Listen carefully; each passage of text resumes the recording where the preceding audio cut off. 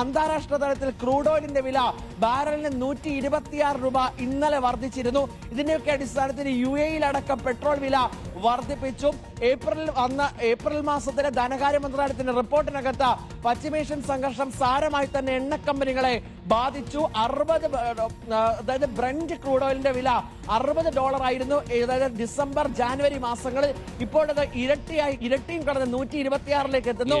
സ്വാഭാവികമായിട്ട് petrol diesel വില വർധനവ് ഉണ്ടായേ മതിയാകൂ എന്നാണ് കേന്ദ്ര പെട്രോളിയം മന്ത്രാലയം വ്യക്തമാക്കുകയും ചെയ്ത് ധനകാര്യ മന്ത്രാലയത്തിന്റെ റിപ്പോർട്ടിനെ ചുവട് പിടിച്ച് എന്തായാലും പെട്രോൾ ഡീസൽ വില വർധനവ് ഉണ്ടാകുമെന്ന സൂചനയാണ് കേന്ദ്ര സർക്കാർ നൽകിയിരിക്കുന്നത്. പെട്രോൾ ഡീസൽ വില വർധനവ് ഉണ്ടായിക്കഴിഞ്ഞാൽ അത് ചരക്ക് കൂലി വർദ്ധിപ്പിക്കും. ചരക്ക് കൂലി വർദ്ധിപ്പിച്ചാൽ ആവശ്യ സാധനങ്ങൾക്ക് വില കൂടും. ആവശ്യ സാധനങ്ങൾക്ക് വില കൂടിക്കഴിഞ്ഞാൽ അടുക്കളയിലും അത് വല്ലാതെ ബാധിക്കുന്ന സാഹചര്യം ഉണ്ടാവും. പക്ഷേ ഇതിനകത്ത് ഏറ്റവും കൂടുതൽ എടുത്തു പറയേണ്ട ഒരു കാര്യമെന്ന് പറഞ്ഞത് ഇത് കൃത്യമായി തന്നെ കേന്ദ്ര സർക്കാരിന് ജനങ്ങൾക്ക് മുന്നിൽ വേണമെങ്കിലും വന്ന് പറയാം.